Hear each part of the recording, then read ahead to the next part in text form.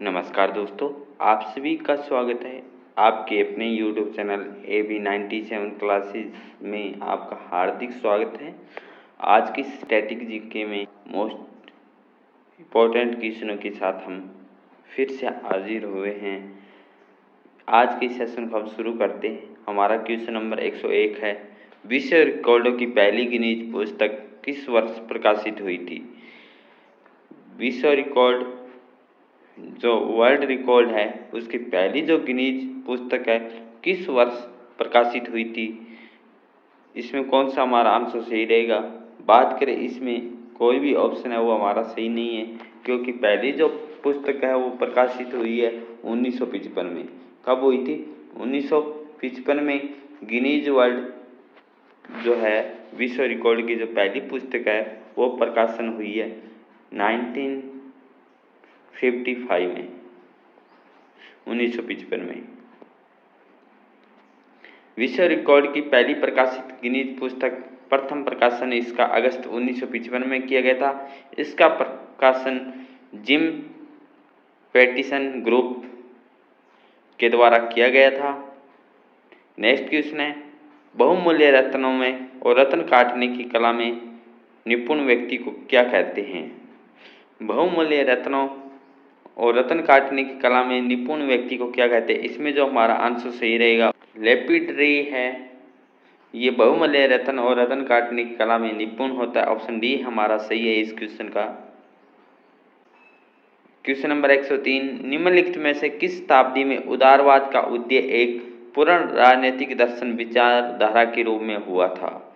कि उदारवादी का एक उदय है पूर्ण राजनीतिक दर्शन विचारधारा के रूप में हुआ था, वो है ऑप्शन सी हमारा सही रहेगा। 19वीं शताब्दी में उदारवाद एक राजनीतिक दर्शन के रूप में उभरा था, रूप हुआ था, वो ऑप्शन सी हमारा है 19वीं शताब्दी में। नेक्स्ट क्वेश्चन है, सूची 1 को सूची 2 में मिलाना है। London, Vatican city, Moscow, New York.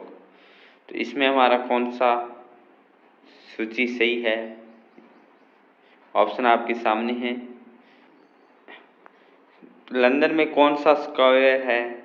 Vatican city में कौन सा स्क्वायर है? मॉस्को में क्या है? न्यूयॉर्क में कौन सी जगह है? तो ये हमें इनका मिलान करना है। बात करें इसमें जो हमारा आंसर सही रहेगा ऑप्शन बी हमारा इस क्वेश्चन का आंसर सही रहेगा कि निम्नलिखित में कौन सा युग्म है जो सही मेल नहीं खाता? कौन सा युग्म है जो सही मेल नहीं खाता? तो ये रहेगा हमारा ऑप्शन बी। तहरीर जो स्क्वायर है वो अबू धाबी में नहीं है, तियानाम है वो बीजिंग में, ड्रॉफलगर है वो लंदन में, रेड है वो मॉस्को में। ऑप्शन बी हमारा इसका सही रहेगा। 11 सितंबर को विध्वंस क्रम में न्यूयॉर्क वर्ल्ड ट्रेड सेंटर में आतंकवादियों ने किस 2 विमानों को नष्ट कर दिया था? 2013 का एग्जाम था, उसमें क्वेश्चन पूछा गया था। तो इसमें हमारा आंसर सही रहेगा वो 2001 में। भारत में कभी कभी हरित मंत्रालय कहा जाने वाला, किसी टाइम हरित मंत्रालय कहा जाने वाला मंत्रालय है वो है पर्यावरण और वन। ऑप्शन बी हमारा सही रहेगा। पर्यावरण और वन मंत्रालय को भारत में हरित मंत्रालय भी कहा जाता है। भारतीय वन सेवा की स्थापना कब हुई थी? भारतीय वन सेवा है उसकी स्थापना कब हुई थी? भारतीय वन सेवा की स्थापना कब हुई है? 1 जुलाई 1966 को हुई है। भारत में ब्रिटिश राज में इंपीरियल फॉरेस्ट डिपार्टमेंट की स्थापना कब हुई थी? 1 जुलाई 1966 को हुई थी। भारतीय वन सेवा 1 जुलाई 1966 भारतीय सेवा अधिनियम 1951 के अंतर्गत की गई है। इसके पहले महानिदेशक कौन थे? हरि सिंह थे। भारतीय वन सेवा के पहले महानिदेशक कौन थे? हरि सिंह थे। शुरुआत 1 जुलाई 1966 को हुई थी। नेक्स्ट क्वेश्चन, भारतीय वन संरक्षण किस मंत्रालय के अधीन है? तो ऑप्शन बी हमारा सही रहेगा, पर्यावरण और वन मंत्रालय के। इसकी शुरुआत होती है 1 जुलाई 1966। इसके पहले महानिदेशक कौन है? हरि सिंह। क्वेश्चन नंबर 110 है, निम्नलिखित में से कौन सा नगर राष्ट्रीय राजधानी क्षेत्र के अंतर्गत नहीं आता? राष्ट्रीय राजधानी क्षेत्र के अंतर्गत नहीं आता। पानीपत, रोहतक, मथुरा, खुर्जा। तो इसमें हमारा आंसर सही रहेगा ऑप्शन डी, मथुरा एवं राष्ट्रीय राजधानी क्षेत्र के अंतर्गत एनसीआर के अंतर्गत नहीं आता। Option D. निम्नलिखित में से क्या संघ राज्य क्षेत्र नहीं है? पांडिचेरी है, लक्षद्वीप है, दादर एवं नगर हवेली, परंतु नागालैंड है एक स्टेट है, ना कि संघ क्षेत्र। नागालैंड का गठन कब हुआ था? 1 दिसंबर 1963 को हुआ था। इसकी राजधानी क्या है? कोहिमा है। यहाँ कौन सी भाषा बोली जाती है? अंग्रेजी भाषा यहाँ की राजभाषा है। नेक्स्ट क्वेश्चन, निम्नलिखित में से किस राज्य की राजभाषा अंग्रेजी है? 1963 में इसका गठन होता है, नागालैंड है जो इसकी राजभाषा क्या है? अंग्रेजी है। नेक्स्ट क्वेश्चन है, ताजमहल बहुत दुष्प्रभावित होता है, किससे होता है ताजमहल दुष्प्रभावित? तो होता है ऑप्शन बी हमारा सही रहेगा, अम्ल वर्षा के कारण। अम्ल वर्षा के कारण कौन प्रभावित होता है? ताजमहल। नेक्स्ट क्वेश्चन है, कनेक्टिंग इंडिया नारा किस ब्रांड या उत्पाद के साथ संबंधित है? तो इसमें जो हमारा आंसर सही रहेगा ऑप्शन है, भारत संचार निगम लिमिटेड के द्वारा कनेक्टिंग इंडिया नारा ब्रांड है वो उत्पाद जुड़ा हुआ है। नेक्स्ट क्वेश्चन है, विशाल मोबाइल कंपनी नोकिया का मूल देश कौन सा है? तो इसमें हमारा आंसर सही रहेगा ऑप्शन डी, फिनलैंड। इस क्वेश्चन में हमें बताना है भारत के निम्न संग्रहालय में किसका स्थान है वो गलत ढंग से संग्रहालय है वो कौन सी जगह है? सही है। तो राष्ट्रीय रेल मंत्रालय कहाँ है? नई दिल्ली में। सलारगंज संग्रहालय का हैदराबाद में, सही है। नेपियर संग्रहालय का तिरुवनंतपुरम में, परंतु जो वस्त्रों का कैलिक संग्रहालय है वो मुंबई में नहीं है। ऑप्शन बी हमारा रॉन्ग है। ऑप्शन बी इस क्वेश्चन का हमारा आंसर सही रहेगा। जो वस्त्रों का कैलिको संग्रहालय है वो गलत ढंग से है, परंतु बाकी जो हमारे तीनों ऑप्शन सही है। वस्त्रों का कैलिको संग्रहालय क्या? गुजरात के अहमदाबाद में, ना कि मुंबई में। न्यूजीलैंड वासियों को किस और नाम से जाना जाता है? न्यूजीलैंड वासियों को किस नाम से जाना जाता है? तो इसमें हमारा आंसर सही रहेगा option B. Option B, kiwis. अंतर्राष्ट्रीय स्तर पर न्यूजीलैंड वासियों को कीवीज नाम से जाना जाता है, कीवी। नेक्स्ट क्वेश्चन है, कंगारू किस देश का राष्ट्रीय प्रतीक है? कंगारू जो है ऑप्शन बी हमारा सही रहेगा, ऑस्ट्रेलिया देश का प्रतीक कंगारू है। न्यूजीलैंड को कीवी के नाम से भी जाना जाता है। तंजानिया की राजधानी कौन सी है? तंजानिया की जो राजधानी है ऑप्शन डी हमारा सही रहेगा इस क्वेश्चन में, दार ए सलाम तंजानिया की राजधानी है। तंजानिया की राजधानी क्या है? डोडोमा है, जबकि संसद पर कुछ सरकारी कार्यालय है, जबकि 1996 में इसकी राजधानी क्या बनाई थी? दार ए सलाम भी बनाई थी। क्वेश्चन नंबर 120, निम्नलिखित में से केंद्रीय विश्वविद्यालय कौन सा है? केंद्रीय विश्वविद्यालय कौन सा है इनमें से? कोलकाता, डिब्रूगढ़, कुरुक्षेत्र या पांडिचेरी? तो इसमें अगर बात करें हमारा ऑप्शन सी सही रहेगा, पांडिचेरी। पांडिचेरी केंद्रीय विश्वविद्यालय है। पांडिचेरी विश्वविद्यालय केंद्रीय विश्वविद्यालय है, जो कि शेष विश्वविद्यालय राज्य के अधीन है। क्वेश्चन नंबर 121, चेरनोबिल न्यूक्लियर संयंत्र आपदा है वो कब हुई थी? तो इसमें हमारा आंसर सही रहेगा, जो चेरनोबिल न्यूक्लियर जो संयंत्र आपदा है वो 1986 में हुई थी। ऑप्शन सी हमारा सही है। ये कहाँ पे है? ये चेरनोबिल जो न्यूक्लियर है पावर प्लांट, ये यूक्रेन में है और ये घटना हुई थी 26 अप्रैल 1986 को हुई थी। क्वेश्चन नंबर 122 है, तवांग के पास भारत की भूमि विवाद निम्नलिखित में से किस देश के साथ है? तवांग के जो पास है भारत की भूमि विवाद निम्नलिखित में से किस देश के साथ है? वो है चीन के साथ। भारत और चीन के बीच भूमि विवाद है वो कौन सा है? तवांग का जो क्षेत्र है वहाँ ये दोनों देशों के बीच विवाद हो रहा है, वो एरिया तवांग है। तवांग भारत के पश्चिमी अरुणाचल प्रदेश में एक जिला है। तवांग कहाँ का है? अरुणाचल प्रदेश में एक पश्चिमी जिला है। चीन इसे दक्षिणी तिब्बत कहता है, परंतु इसे हम अपना आधिपत्य की बात करता है। हमारा के आधिपत्य क्षेत्र है, चीन इसे दक्षिणी तिब्बत कहता है। किसको? तवांग को। क्वेश्चन नंबर 123, दोषपूर्ण ईंधन पंप गास्केट को बदलने के लिए भारत की प्रमुख ऑटोमोबाइल कंपनी मारुति सुजुकी ने निम्न में कौन सा खराब मॉडल वापस मंगाया था? क्वेश्चन हमारा 2011 में पूछा गया एसएससी एग्जाम टीयर 1 में था। तो इसमें जो हमारा आंसर सही रहेगा भी मारुति ए स्टार। क्वेश्चन नंबर 124, किस पहली भारतीय कंपनी को नॉस्डॉक में सूचीबद्ध किया गया था? वो था ऑप्शन डी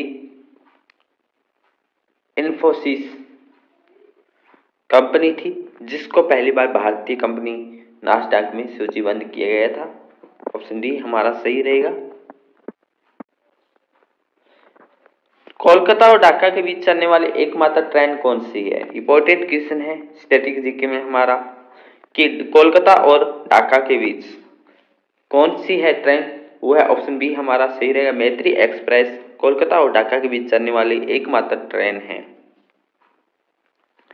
कोलकाता और ढाका के बीच चलने वाली एकमात्र ट्रेन मैत्री एक्सप्रेस 2008 में इस ट्रेन का पुनः संचालन प्रारंभ किया गया था। नवंबर 2017 को भारत बांग्लादेश के मध्य एक दूसरी ट्रेन कोलकाता खुलना बंधन एक्सप्रेस को भी रवाना किया गया था। इससे पहले कौन सी थी? मैत्री एक्सप्रेस कोलकाता और ढाका के बीच थी। दूसरी ट्रेन कौन सी है? वो है खुलना बंधन एक्सप्रेस। दो हमारी है बांग्लादेश और भारत के बीच में, कोलकाता और ढाका के बीच में जो चलने वाली मैत्री एक्सप्रेस और खुलना बंधन एक्सप्रेस। शुक्र ग्रह का अन्वेषण करने के लिए सबसे पहले रोबोट अंतरिक्ष यान का क्या नाम था? शुक्र ग्रह का जो अन्वेषण हुआ था उसके लिए सबसे पहले रोबोट अंतरिक्ष यान का नाम बताना है। तो ऑप्शन बी हमारा सही है, मैगलन। शुक्र ग्रह का अन्वेषण करने के लिए जो रोबोट यान भेजा गया था अंतरिक्ष में, उस यान का नाम है मैगलन। शुक्र की कक्षा में जाने वाला पहला अंतरिक्ष यान मैरीनेट 2 था। शुक्र ग्रह की कक्षा में जाने वाला पहला अंतरिक्ष यान मैरीनेट 2 था, जो 1962 में गया था। जो दिए गए विकल्पों में से नासा ग्रह शुक्र की सतह का मानचित्र तैयार करने के लिए उद्देश्य से 4 मई 1989 को 135 किलोग्राम वजनी मैगेलन अंतरिक्ष यान का परीक्षण किया गया था। इस अंतरिक्ष यान को वीनस रडार मैपर के नाम से भी जाना जाता है। किसके नाम से जाना जाता है? वीनस रडार मैपर के नाम से भी जाना जाता है। प्रथम भारतीय उपग्रह कौन सा था? प्रथम भारतीय उपग्रह कौन सा था? तो ऑप्शन ए हमारा सही रहेगा, आर्यभट्ट। प्रथम भारतीय उपग्रह था वो आर्यभट्ट था। ऑप्शन ए है हमारा सही है। भारत का अंतरिक्ष में प्रक्षेपित प्रथम उपग्रह आर्यभट्ट। इसका प्रक्षेपण तत्कालिक सोवियत संघ के वेल्गोग्राद प्रक्षेपण केंद्र से कॉस्मोस 3M रॉकेट के द्वारा 19 अप्रैल 1975 को किया गया था।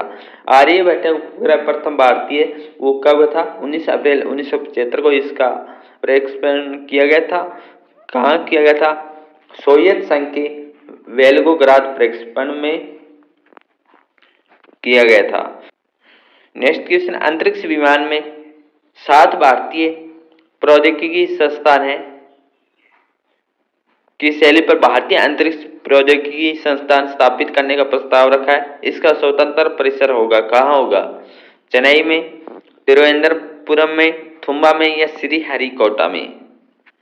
इस क्वेश्चन का जो हमारा आंसर सही रहेगा ऑप्शन सी, तिरुवनंतपुरम में अंतरिक्ष विभाग ने 7 भारतीय प्रौद्योगिकी संस्थान को शैली पर भारतीय अंतरिक्ष टेक्नोलॉजी संस्थान को स्थापित करने का प्रस्ताव रखा है, वो है तिरुवनंतपुरम में।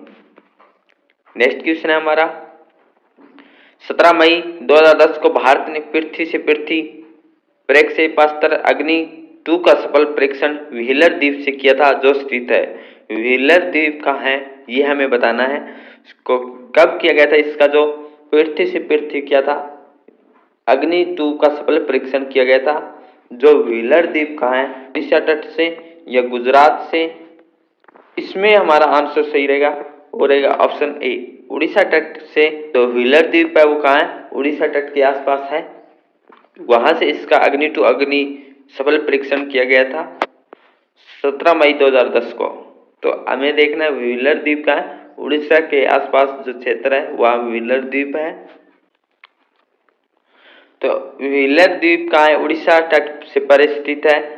यह उड़ीसा वर्तमान में उड़ीसा की राजधानी भुवनेश्वर में लगाया गया है। भारत की मिसाइल परीक्षण सुविधा इस द्वीप पर स्थित है। हमारा जो क्वेश्चन है, होम्योपैथी के जो संस्थापक थे, ऑप्शन बी हमारा आंसर सही रहेगा इस क्वेश्चन का, हॉनेमैन। डॉक्टर क्रिश्चियन फ्राइडरिक सैमुअल हॉनेमैन होम्योपैथी चिकित्सापद्धति के जन्मदाता थे। ये कहाँ के निवासी थे, जर्मनी के। जो होम्योपैथी के संस्थापक है हॉनेमैन, ये कहाँ के निवासी थे, जर्मनी के थे। नेक्स्ट क्वेश्चन है हमारा क्वेश्चन नंबर 133। CSIR द्वारा विकसित दृष्टिहीनों के लिए सबसे आधुनिक पढ़ने की मशीन का नाम क्या दिया गया था? किनके द्वारा है, CSIR के द्वारा विकसित दृष्टिहीनों के लिए सबसे आधुनिक पढ़ने की मशीन का जो नाम दिया है, ऑप्शन ए हमारा सही रहेगा इस क्वेश्चन का, दिव्य नयन। दिव्य नयन जो दृष्टिहीन के लिए जो आधुनिक पढ़ने की मशीन का जो नाम दिया गया था। क्वेश्चन नंबर 134 हमारा है, भारत के द्वारा अंटार्कटिक में स्थापित प्रथम अनुसंधान स्टेशन का नाम क्या है? तो इस क्वेश्चन का जो हमारा आंसर सही रहेगा, ऑप्शन सी दक्षिण गंगोत्री। दक्षिण गंगोत्री भारत द्वारा अंटार्कटिक में स्थापित प्रथम अनुसंधान स्टेशन का नाम था। इसकी शुरुआत सर्वप्रथम 1984 में की गई थी। 1989 में मैत्री नामक द्वितीय स्टेशन की भी स्थापना की गई थी। भारती नामक तीसरे स्टेशन की जो स्थापना कब की गई थी, 18 मार्च 2012 में की थी। क्वेश्चन था हमारा, भारत द्वारा अंटार्कटिक में जो है स्टेशन का जो नाम है वो क्या है, दक्षिण गंगोत्री नाम था। इसकी शुरुआत कब हुई है, 1984 में। दूसरा क्वेश्चन बनेगा, मैत्री नामक द्वितीय स्टेशन की स्थापना कब हुई थी, 1989 में। तीसरा क्वेश्चन बनेगा, भारती नामक तीसरे स्टेशन की स्थापना है वो 18 मार्च 2012 में की थी। क्वेश्चन नंबर 135, निम्नलिखित में से किस भारतीय राज्य की सीमा, भारत जो स्टेट है उसकी सीमा भूटान के साथ नहीं मिलती? तो इसमें जो हमारा आंसर सही रहेगा, ऑप्शन बी मेघालय। मेघालय की है, भूटान के साथ नहीं लगती बल्कि सिक्किम की भी लगती है, अरुणाचल प्रदेश भी और पश्चिम बंगाल की भी लगती है, परंतु मेघालय है वो नहीं लगती। मेघालय किसका स्टेट का पड़ोसी है, असम और पश्चिम बंगाल इन राज्यों का पड़ोसी स्टेट है। भारत की स्थलीय सीमा उत्तरी पूर्व में भूटान से मिलती है। भारत की जो स्थलीय सीमा का इससे मिलती है, उत्तरी पूर्व भूटान से मिलती है। भूटान के साथ सीमा साझा करने वाले भारतीय राज्य में सिक्किम है, असम है, अरुणाचल प्रदेश और पश्चिम बंगाल। कितने स्टेट लगते हैं, सिक्किम, असम, अरुणाचल प्रदेश, पश्चिम बंगाल, 4 स्टेट भारत के भूटान के साथ लगते हैं। नेक्स्ट क्वेश्चन है, किस राष्ट्रीय राजमार्ग को शेरशाह सूरी मार्ग कहते हैं? कौन सा जो राष्ट्रीय राजमार्ग है उसका शेरशाह मार्ग कहते हैं? शेरशाह सूरी मार्ग है वो ऑप्शन सी हमारा रहेगा, राष्ट्रीय राजमार्ग नंबर 1 शेरशाह सूरी मार्ग से जाना जाता है।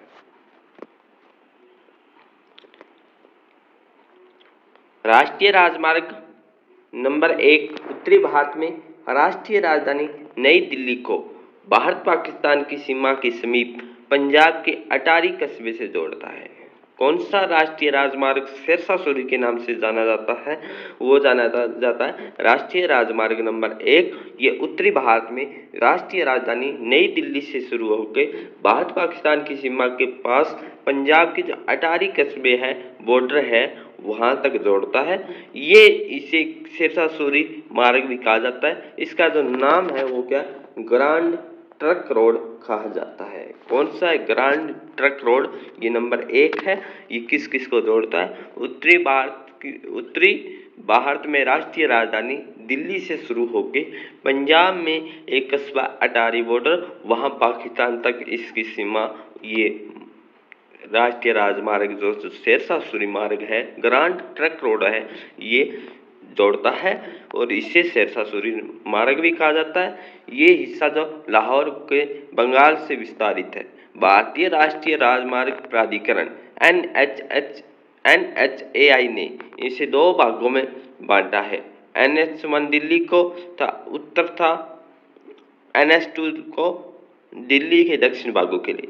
NH1 किस भाग है? दिल्ली से उत्तर। NH2 है दिल्ली के दक्षिण भागों तक इसका प्रयोग किया गया है। नेक्स्ट क्वेश्चन 138 नंबर क्वेश्चन है हमारा, केंद्रीय परिवर्ती का सर्वाधिक स्थिर माप क्या है? केंद्रीय परिवर्ती का जो सबसे सर्वाधिक स्थिर माप है वो है माध्य। ऑप्शन डी हमारा सही रहेगा। गणित व सांख्यिकी में समांतर माध्य नमूने की केंद्रीय परिवर्ती की एक गणितीय माप है। इसे प्राय औसत, एवरेज या माध्य भी, मीन भी कहा जाता है। क्वेश्चन नंबर 139, श्री कृष्ण समिति रिपोर्ट जो कब लाई गई थी? 2011 में जनता के सामने लाई गई थी। ये किससे संबंधित है? श्री कृष्ण समिति रिपोर्ट है, ये है अलग तेलंगाना राज्य की मांग से। जो तेलंगाना राज्य की जो मांग की गई थी वो किस समिति से हुई थी? श्री कृष्ण समिति रिपोर्ट आई थी, वो जनता के सामने लाई गई थी। क्या मांग उठाई गई थी? कि तेलंगाना राज्य की अलग मांग की गई थी। 3 फरवरी 2010 को श्री कृष्ण समिति आंध्र प्रदेश से अलग तेलंगाना राज्य की मांग को लेकर गठित की गई थी। तेलंगाना किस राज्य से अलग हुआ? आंध्र प्रदेश। आंध्र प्रदेश से अलग मांग की गई थी। समिति कौन सी है? श्री कृष्ण समिति। अपनी रिपोर्ट 30 दिसंबर 2010 को गृह मंत्रालय को सौंप दी गई थी। कब आई थी समिति? 3 फरवरी 2010। और कब रिपोर्ट सौंपी है? 30 दिसंबर 2010 को। ये रिपोर्ट जनता के सामने कब प्रस्तुत हुई? 6 जनवरी 2011 में। इस रिपोर्ट के आधार पर केंद्रीय मंत्रिमंडल के द्वारा 3 अक्टूबर 2013 को वर्तमान आंध्र प्रदेश का विभाजन कर एक नए तेलंगाना राज्य की सृजन को स्वीकृति और प्रदान दी गई थी। कब इसकी प्रक्रिया शुरू हुई थी? प्रक्रिया होती है, इसकी शुरुआत समिति का गठित की गई थी वो 3 फरवरी 2010 को। रिपोर्ट सौंपी है गृह मंत्रालय को 30 दिसंबर, जनता के सामने 6 जनवरी 2011। ये रिपोर्ट केंद्रीय मंत्रिमंडल के द्वारा कब है? 3 अक्टूबर 2013 को ये आंध्र प्रदेश से तेलंगाना राज्य की स्थापना हुई थी। क्वेश्चन नंबर है, केरल किस खेती के लिए प्रसिद्ध है? केरल राज्य किस खेती के लिए प्रसिद्ध है? तो इसमें केरल नारियल के लिए भी प्रसिद्ध है, काली मिर्च के लिए, और किसके लिए है? रबड़ के लिए। तो ऑप्शन बी हमारा सही रहेगा, केरल स्टेट। क्वेश्चन नंबर 141 है, मुर्गी पालन यूनिट में लागत को सर्वाधिक प्रभावित करने वाला कारक किसकी लागत है? किसकी लागत है? तो इसमें हम कहेंगे ऑप्शन है मुर्गी दाना में। किसकी? मुर्गी दाना में। निम्नलिखित में से कौन सा स्मारक सबसे पुराना है?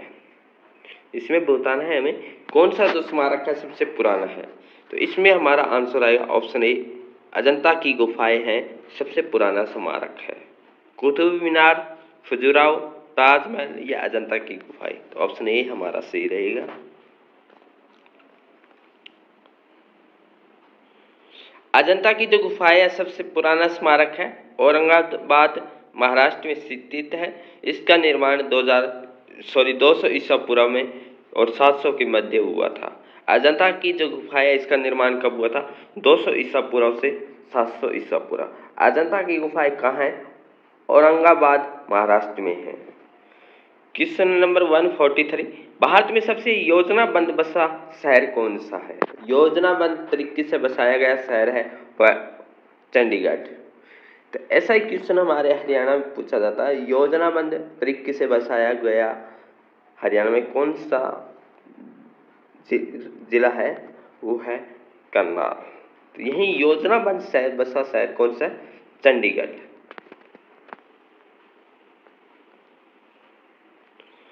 भारत में सबसे योजनाबद्ध बसा शहर चंडीगढ़ है। अंतर्राष्ट्रीय स्तर पर शहरी योजनाबद्धता और वास्तु स्थापत्य के लिए प्रसिद्ध यह शहर आधुनिक भारत का प्रथम योजनाबद्ध शहर है। चंडीगढ़ के मुख्य वास्तुकार कौन थे? फ्रांसीसी वास्तुकार ली कॉर्बुजियर इसके चंडीगढ़ के मुख्य वास्तुकार थे। नेक्स्ट क्वेश्चन है, भोपाल गैस त्रासदी में उत्सर्जित गैस कौन सी थी?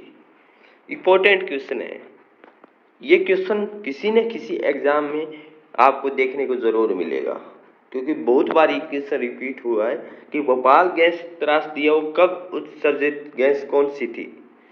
भोपाल गैस त्रासदी में कौन सी गैस है जो उत्सर्जित थी? तो इसमें हमारा आंसर सही रहेगा ऑप्शन सी, मिथाइल आइसोनेट। मिथाइल आइसोसाइनेट है ये भोपाल जो गैस त्रासदी हुई थी उसमें गैस थी। भोपाल के गैस त्रासदी में मिथाइल आइसोनेट एमआईसी गैस उत्सर्जित हुई थी, जो एक बहुत बड़ी घटना थी। इसके कारण बहुत से लोग मारे गए थे इस त्रासदी में। किस नगर में 2 रेलवे जोन का मुख्यालय है? 2 रेलवे जोन कौन कौन से? कोलकाता और मुंबई। हमारा ऑप्शन सी सही रहेगा, ए और बी दोनों। नेक्स्ट क्वेश्चन है, भारत और रूस के द्वारा संचालित संयुक्त द्विवार्षिक सैन्य अभ्यास का नाम क्या है? किस किस के बीच है? इंडिया एंड रूस के बीच। इंडिया एंड रूस के बीच कौन सा द्विवार्षिक सैन्य अभ्यास का नाम क्या है? वो है ऑप्शन बी। तो क्वेश्चन आता है इंदर अभ्यास है वो किस किस कंट्री के बीच है? इंडिया और रूस, भारत और रूस के बीच में। इसमें क्या होता है? इंदर, INDR, इंदर। याद रखने का तरीका IN से इंडिया, R से रूस।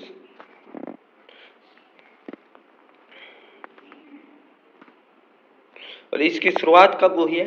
2003 से हुई है। जो इंदर अभ्यास है भारत और रूस के बीच है, इसकी शुरुआत कब होती है? 2003 में होती है।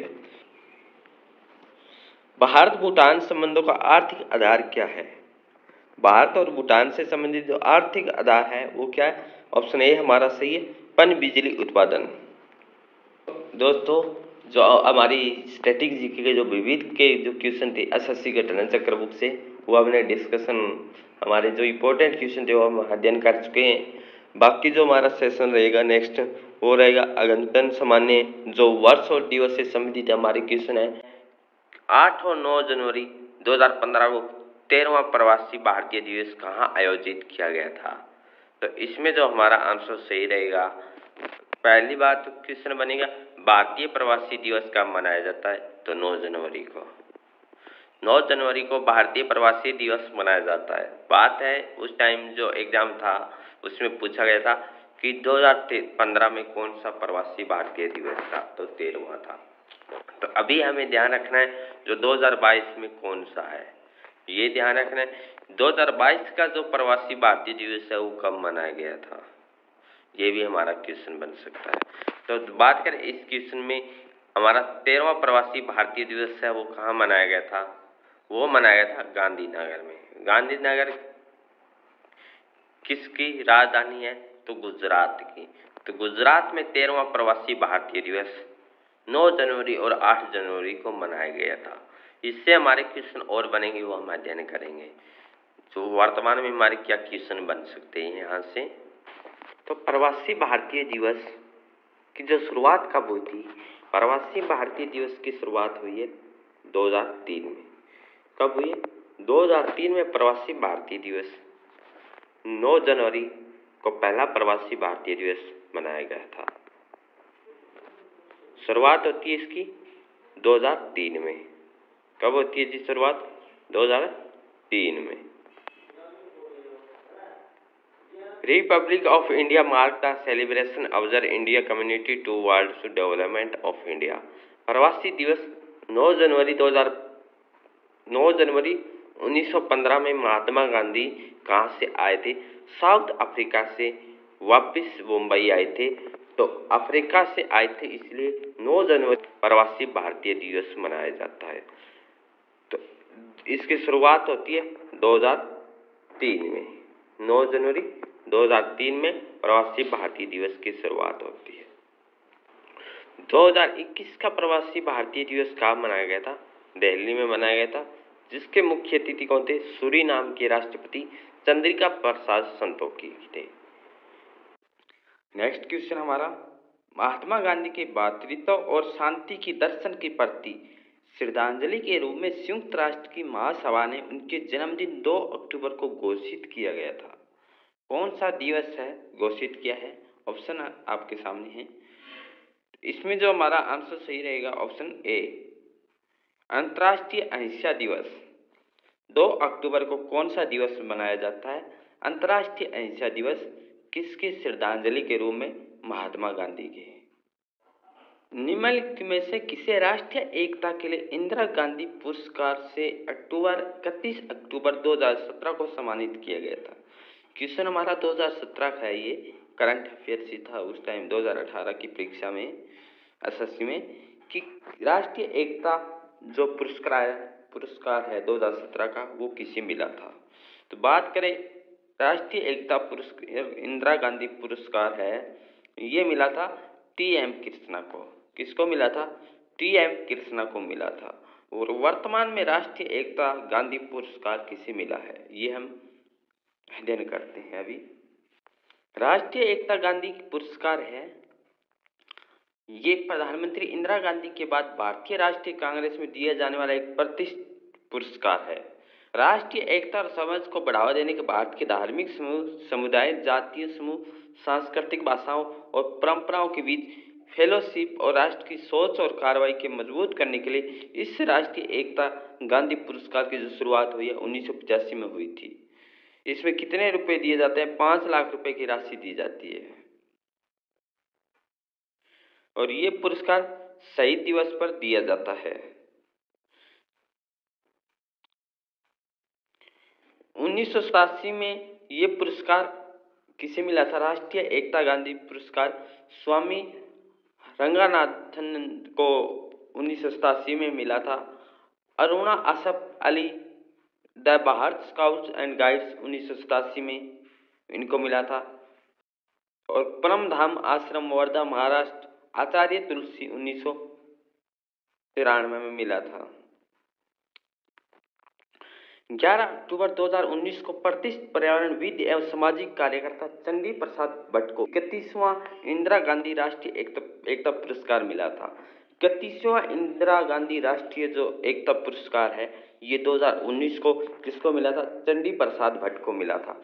2017-18 का प्रदान किए गए ये 31वां जो राष्ट्रीय इंदिरा गांधी जो राष्ट्रीय अवार्ड है, ये 2017-18 के लिए प्रदान किए गए हैं इनको। और इसमें कितने लाख रुपए और राशि बढ़ोतरी की है? 5 लाख से 5 लाख। अब कितने दिए जाते? 10 लाख। चिपको आंदोलन से जुड़े गांधी विचारधारा के चंडी प्रसाद भट्ट को इसे पूर्व 2005 में पद्म विभूषण और 1982 में सामुदायिक नेतृत्व के लिए रेमन मैग्सेसे अवार्ड भी सम्मानित किया गया है। 2016 का सर्वश्रेष्ठ फीफा पुरुष खिलाड़ी पुरस्कार किसे जीता था? क्वेश्चन है 2016 का सर्वश्रेष्ठ फीफा पुरुष खिलाड़ी पुरस्कार किसने जीता था? ये किसको मिला था? 2016 की बात है, तो 2016 में जो मिला था वो मिला था क्रिस्टियानो रोनाल्डो को है। ये 2016 का फीफा पुरस्कार मिला था। बात करें वर्तमान में ये किसे मिला है? फीफा का सर्वश्रेष्ठ 2022 पुरुष अवार्ड है, वो मिला है रॉबर्ट लेवांडोस्की को।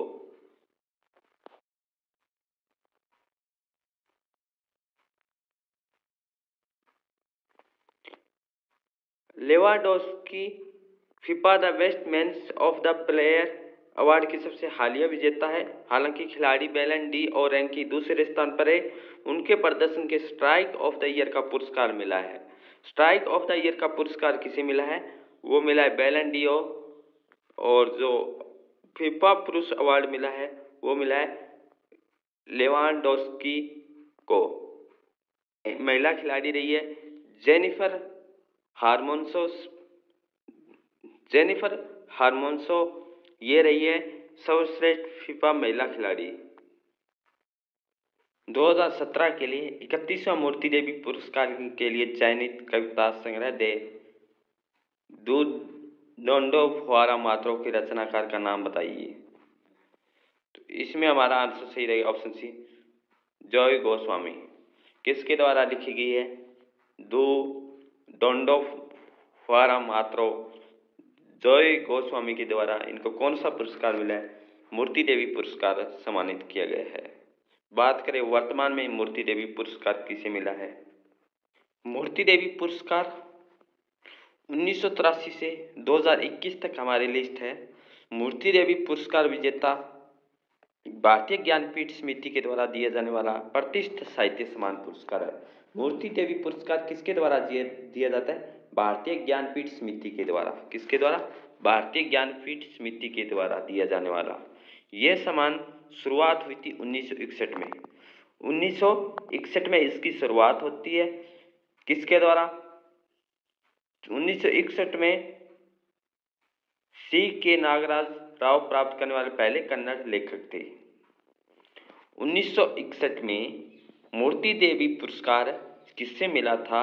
वो था सी के नागराज। कौन सी भाषा की थी? कन्नड़ लेखक थे। कन्नड़ लेखक सी के नागराज को सबसे पहले जो मूर्ति पुरस्कार मिला था वो 1961 में मिला था। काव्य संग्रह के लिए इनको ये पुरस्कार दिया गया था।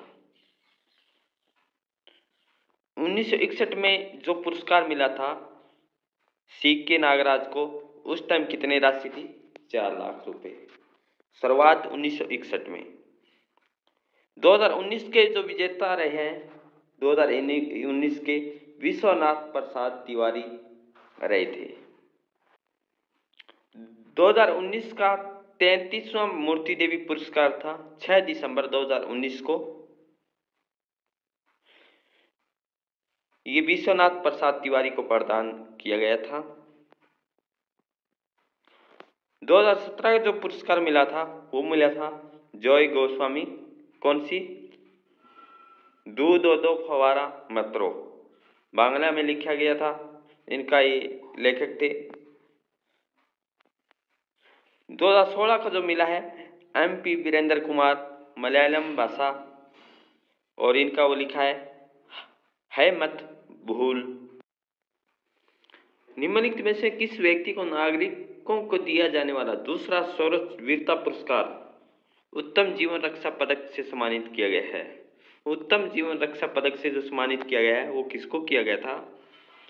वो किया गया है सलीम गफूर शेख को। बात है ये 2018 को राष्ट्रपति द्वारा 24 जनवरी 2018 को जीवन रक्षक पदक 2017 प्रदान किया गया था। 2017 का जो मिला है 2018 में मिला है, ये किनको मिला था? सलीम गफूर शेख को। किसका? जीवन रक्षक पदक दिया गया था।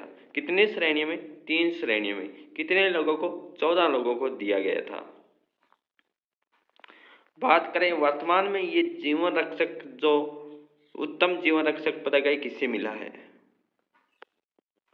सर्वोत्तम जीवन रक्षा पदक पाने वाले में शामिल है शरत RR मरणोपरांत केरल, जतिन कुमार मरणोपरांत उत्तर प्रदेश, रामा अवतार गोदरा मरणोपरांत राजस्थान, ज्ञानचंद मरणोपरांत रेल मंत्रालय, अमित कुमार गुहाल मरणोपरांत पश्चिम बंगाल, अनिल कुमार रेल मंत्रालय। उत्तम जीवन रक्षा पदक पाने वालों में शामिल है जगदीश भाई दाना भाई मकवाना गुजरात, दीपक कुमार यादव भारतीय तट रक्षा मंत्रालय उत्तम जीवन रक्षा पदक पाने वालों में शामिल। धर्मेंद्र भारतीय तट बल रक्षा उत्तम जीवन रक्षा पदक पाने वाले। मोनू कुमार भारतीय तट रक्षा मंत्रालय उत्तम जीवन रक्षा पदक पाने वाले। मास्टर अल्फास बाऊ केरल उत्तम जीवन रक्षा पदक पाने वालों में शामिल। ये इनके नाम हैं, इम्पोर्टेंट हमने डिस्कशन किया है। जीवन रक्षा पदक पाने वाले में शामिल है जी शंकर कुमार आंध्र प्रदेश। ये इनकी लिस्ट है। जीवन रक्षा 5 कैटेगरियों में दिया जाता है। खेल जगत से जितने भी क्वेश्चन होंगे ये हम इसमें डिस्कशन करेंगे। पहला जो क्वेश्चन है, निम्नलिखित में से किस दिन प्रतिवर्ष खेल दिवस मनाया जाता है? कौन सा दिन है जो खेल दिवस मनाया जाता है? वो महीना है अगस्त का। कौन सा माह है? अगस्त का। बात करें दुनिया भर में हॉकी के जादूगर के नाम से प्रसिद्ध भारत के महान हॉकी खिलाड़ी मेजर ध्यानचंद सिंह के नाम पर जो भारतीय प्रतिवर्ष खेल दिवस मनाया जाता है, किसके नाम पे? मेजर ध्यानचंद सिंह। कौन से खेल से थे? हॉकी के जादूगर के नाम से जाने जाते हैं। भारत को ओलंपिक खेलों में स्वर्ण पदक दिलवाया। उनके प्रति सम्मान प्रकट करने के लिए उनके जन्मदिन 29 अगस्त को प्रत्येक वर्ष भारत में राष्ट्रीय खेल दिवस के रूप में मनाया जाता है। सेकंड नंबर क्वेश्चन है खेल जगत से हमारा स्टैटिक जीके का। राइडर कप किस खेल के खिलाड़ियों को दिया जाता है? राइडर कप है किस खेल के खिलाड़ियों को दिया जाता है? वो दिया जाता है गोल्फ। राइडर कप है वो किस खेल से जुड़ा हुआ है? गोल्फ से। राइडर कप गोल्फ प्रतियोगिता में हिस्सा लेने वाले यूरोपीय तथा यूनाइटेड स्टेट के मध्य विजेता टीम को प्रदान दिया गया था। कब की बात है? 2018 का। और हमारा यहाँ से क्वेश्चन है कि राइडर कप किस खेल से? गोल्फ प्रतियोगिता से जुड़ा हुआ है। नेक्स्ट क्वेश्चन, राइडर कप का संबंध किस खेल से है? तो इसमें जो हमारा आंसर सही रहेगा option B, golf.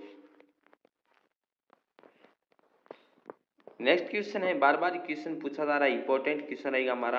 Rider cup किस खेल से प्रसिद्ध है? तो ऑप्शन बी हमारा सही रहेगा, गोल्फ। नेक्स्ट क्वेश्चन है, कैलिबर किस खेल से संबंधित है? कैलिबर है वो किस खेल से संबंधित है? Shooting, cycling. इसमें जो हमारा आंसर सही रहेगा, कैलिबर किस खेल से जुड़ा है? ऑप्शन ए हमारा सही रहेगा, शूटिंग से। निम्नलिखित में से कौन सा युग्म सही नहीं है? सुब्रतो कप किस खेल से जुड़ा हुआ है? फुटबॉल से। किससे जुड़ा है? सही है हमारा। सुब्रतो कप किससे है? फुटबॉल से। ऑप्शन सी है hero Honda Indian open golf से, सही है। देवधर ट्रॉफी क्रिकेट से संबंधित है, परंतु ऑप्शन बी है होलकर ट्रॉफी टेनिस से जुड़ी नहीं हुई है। किससे नहीं है? ऑप्शन बी है हमारा इस क्वेश्चन का आंसर सही रहेगा, क्योंकि गलत पूछा गया है। सुब्रतो कप फुटबॉल से संबंधित, hero Honda Indian open golf से संबंधित है, देवधर ट्रॉफी क्रिकेट से संबंधित है, परंतु जो हमारा होलकर ट्रॉफी टेनिस से संबंधित नहीं है। तो क्या है इस क्वेश्चन में? जो होलकर ट्रॉफी का संबंध किससे? ब्रिज से है, न कि टेनिस से, जो कि ये युग्म सही नहीं है। बाकी अन्य युग्म सही थे हमारे। किस खेल में बुल्स आई शब्द का प्रयोग किया जाता है? बुल्स आई शब्द का जो प्रयोग किया जाता है, ऑप्शन डी हमारा सही रहेगा, शूटिंग में। बुल्स आई शब्द का प्रयोग किया जाता है वो शूटिंग में किया जाता है।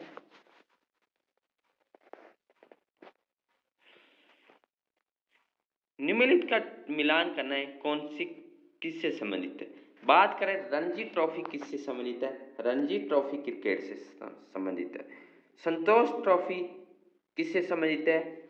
संतोष ट्रॉफी फुटबॉल से संबंधित। आगा खा कप हॉकी से संबंधित है। तो इसमें हमारा जो आंसर सही रहा है ऑप्शन बी रहा है। वन का रणजी ट्रॉफी क्रिकेट से संबंधित, संतोष ट्रॉफी फुटबॉल से संबंधित, आगा खाग जो कप्पा हॉकी से संबंधित है। बढ़ते हैं नेक्स्ट क्वेश्चन की तरफ। क्वेश्चन नंबर 9 हमारा है,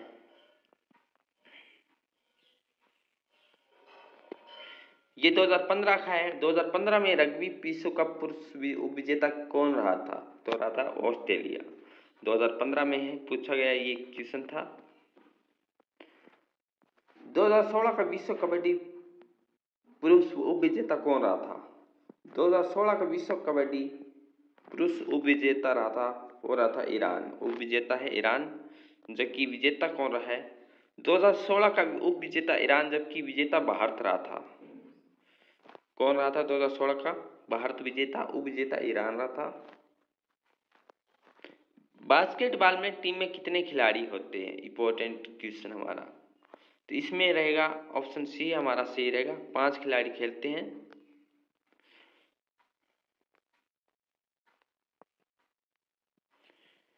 नेक्स्ट क्वेश्चन है, कौन सा कथन सत्य है? 2017 में सुरेश रैना ने आईपीएल टीम सनराइज हैदराबाद की कप्तानी की थी। ये तो हमारा कथन सत्य नहीं है। 2017 में जहीर खान ने आईपीएल टीम खिलाड़ी दिल्ली डेयरडेविल्स की कप्तानी की थी। फ्रांस ने 2017 वर्ल्ड टीम शतरंज चैंपियनशिप की मेजबानी की थी। तो इसमें कौन सा हमारा कथन सही है? इसमें केवल बी है, ये हमारा कथन सही है। 2017 में जहीर खान ने आईपीएल दिल्ली की तरफ से दिल्ली की टीम की तरफ से खेले थे, ना कि सुरेश रैना चेन्नई सुपर किंग्स की तरफ से खेलते हैं। नेक्स्ट क्वेश्चन, कौन सा कथन सत्य है? 2017 का शतरंज वर्ल्ड कप भारतीय ग्रैंड मास्टर ने जीता था। 2017 का जो शतरंज वर्ल्ड है किसके द्वारा जीता था? क्या भारत के द्वारा जीता गया था?